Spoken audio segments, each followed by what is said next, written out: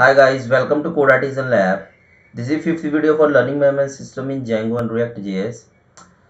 In this video, we are going to perform the further operation like post, delete, update. Okay. In our previous video, we have implemented the serializer. We have created the serializer and we have binded the serializer with our URL. Okay. So when we go to API/teacher, then we are receiving this thing. Okay. We are receiving the all teachers detail. Okay. All teacher list. Now we need to how in this video we will learn that how we can post the data, how we can update the data, and how we can delete the data via REST framework. Okay, so let's start to do this. So in our previous video we are using the API view. In this API view class we need to define the methods.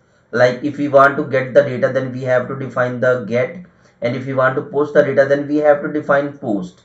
Okay, and similarly if we want to show the detail or update the detail or delete the specific detail, then we need to implement this API view with the help of get, put, and delete. Okay, in this get we are passing the single data. Okay, here you can see that. Okay, so this is the one method, and another is one simplest method. You can use the generic views. Okay, so here we will import the generic class, then we will pass the query set. Okay, this will be the query set, and then we will return the serializer class. Okay, so this will handle everything. Okay, so let's convert our code into the generic views. So how we can do that? So from REST framework I will import generics. Okay, and from generics I will create dot list create API view. Okay, and in this we need to define just two things. The first is query set, and the query set will be models dot teacher dot objects dot all.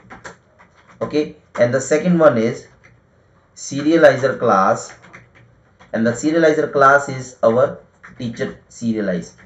Okay, similarly we will define the another class that will be our retrieve update destroy API view. Okay, and in this we will pass the same thing.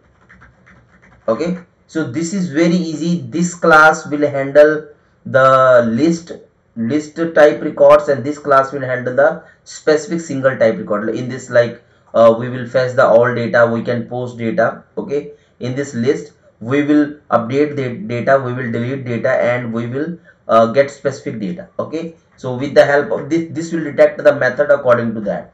Okay, so this is the power of the Django REST framework. Okay, so now what we will do here, so this is our teacher detail. Okay, and in this we will pass here teacher slash this will be. Okay, so teacher list as view, teacher detail as view. Okay, so now let's go to here and let's refresh the page. So here you can see that we have data, now we have form here. Okay, if we want to post the data, like let's say alex @gmail.com, password is 123456, qualification is like say BCA, mobile number is something, and address is test address. Okay, now let's post this data. So here you can see that we have posted the data and this returns the data. Okay, now let's refresh the page here. Here you can see that. Okay, so this is returning to data. It means we are adding the data very easily. Now let's go to, okay, here we are not showing the ID. Let's show the ID first, then I will explain you.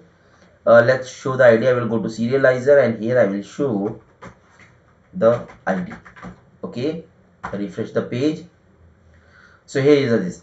Okay, so in our URL we have defined that if we put teacher slash some ID, then we will go to the teacher detail as view, and according to the method this will detect the response. Okay, so the first thing is one. So here you can see that the first here we have ID, and this is the data that we are this is pre-filled with the form. Okay, and if we want to change the data, if we want to John Doe Mac, then let's put this data. So here you can see that this data has been changed. If we want to delete this data, then we can delete that. Okay, and this is the browsable API. Okay, we will see that when we will send the request from our React front end, then this will also work. Okay, so this is the power of generic views. Okay, so in this video I just want to show you these things. We can also customize at any level. Okay, we will customize this, but according to the requirement. In the next video we will define the permission on these classes. Okay, so that we will define permission that who can edit the which data, who can edit which data. Okay, so for now, thank you so much for watching this video. Please share, subscribe, like this video, and subscribe this channel. So thank you so much.